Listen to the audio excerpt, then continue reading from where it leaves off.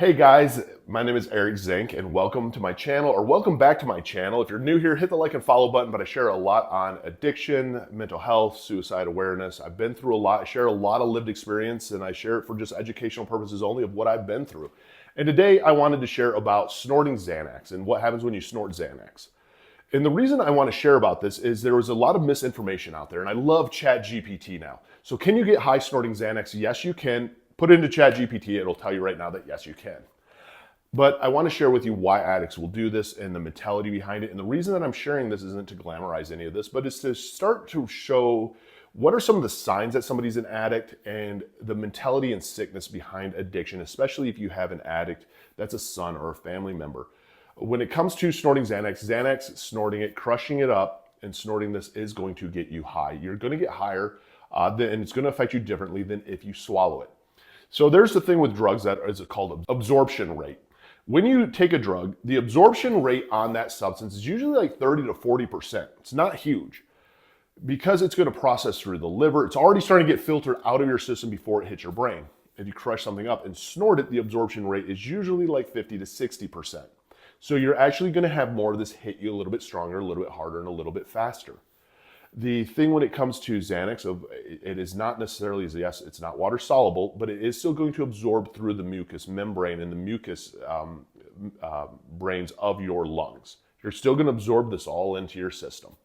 It's not that you snort this and it just disappears and it doesn't do anything. So now it's going to hit your brain a little bit stronger, a little bit harder. It does make it easier to get addicted to this because Xanax itself has a very short half-life. Out of all the benzos out there, it has one of the shortest half-lives. So that means it's going to hit your system a lot harder, faster, stronger, but it's also going to leave your system faster. Ativan's a great example. I've been prescribed Ativan before, and Ativan, I almost would go insane waiting for Ativan to work. And then all of a sudden I would realize it was working, where with Xanax, I could almost feel like my brain breathing as soon as it would hit my system. Now, I had abused it at times, especially when I was in active addiction.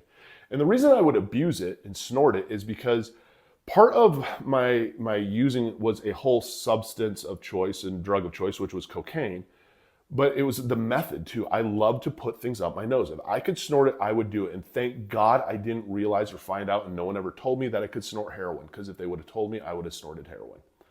I know that. I'm glad I never did. I'm glad I always thought you have to IV heroin for it to work. So I had a big fear of needles.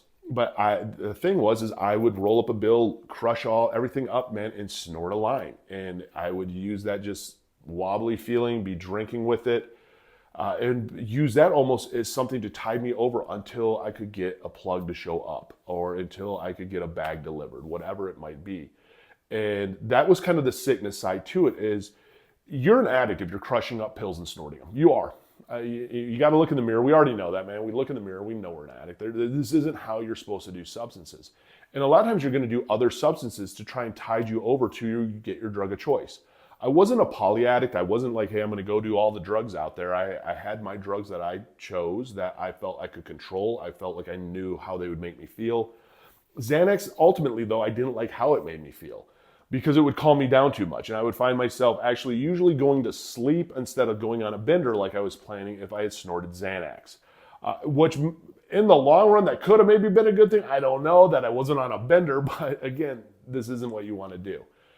The problem with snorting it is it does hit your brain differently because it can flood your brain so much heavier and affect GABA different. You can go in, you can seize out from it, because it overloads your brain. The thing when it comes to benzos is it's a suppressant to your central nervous system, so your breathing is slower, your muscle movements are slower, your blood pressure drops, your heart rate drops. And the thing when it comes to something like Xanax, if you start mixing other stuff with it, also, you're really going to start fucking with your heart. You're going to really put your heart through the ringer. That's why you're not supposed to drink, because drinking does the same thing, so it's doubling up on your system and makes it so much easier to OD on it. And when it comes to snorting Xanax, it's so much easier to OD. When you OD on Xanax, it's very similar to an OD on heroin or fentanyl or opiates, where you stop breathing. You just end up going to sleep. And so the snorting side of it can make you very addicted to it. Your brain becomes very dependent on it. Benzodiazepines are one of the deadliest detoxes and withdrawals that there are. Because when you become massively dependent on it, guess what? Your body and brain goes hyper excited when you quit. And so your blood pressure's all over the board, up and down. You can go into seizures and die. You can go into heart attacks. I know lots of people who tried to quit Xanax cold turkey and went into seizures. There are medications and there's a way to taper off of Xanax. And it's so much easier to get addicted to because it's hitting your system so much that your system's going to build a tolerance so much faster. The thing that happens with addiction, especially with like Xanax addiction, it's a really short half-life, so it's a high for a short period of time. Now, if it's hitting your system harder, this tolerance level builds faster. So now all of a sudden, it's taking more to get the same results because your brain is readjusting its neurotransmitters around how this is affecting your brain. And it's affecting your brain stronger than what it's supposed to be doing. So it's changing your brain in that sense of neurotransmitters to try and protect itself. So now all of a sudden you're becoming more dependent on it because of just you're hitting your brain and the high isn't hitting. The other thing too that you have to remember is the majority of the Xanax out there even now, especially if it comes in bars or the Hulk bars, it's usually cut with stuff. One of the biggest cutting agents out there now is fentanyl. And people with benzo addiction don't have a opiate usually tolerance, so it's a lot easier to OD and die. And again, I share a lot of this because this is the true insanity of addiction. I mean, who in their right mind is going to sit there and start really crushing up a pill when it's meant to just kind of take as needed and it's going to help you with your panic attacks? But I also do get it because it is one of those that it does alter and change everything. It takes away all of the fear, all of the stress, all of everything, and it makes you kind of like a zombie. I've been there before. Comment your experience down below. If you're new to the channel, hit the like and follow button. But again, I share on substances like this just so that you have the right education. You know what this is. You know what to expect. And if you have a family member that's struggling with addiction, realize this, that they have to get sober for themselves. No matter how much you plead and beg with them, they have to get sober for themselves. And there's no right or wrong way of getting sober. It's your way. Whether it is going into rehab, refined recovery, I have them down below.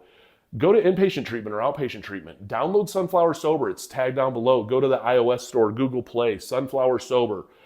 It's an amazing app. Start tracking your days of sobriety. You have a 24-hour AI sponsor with Sam.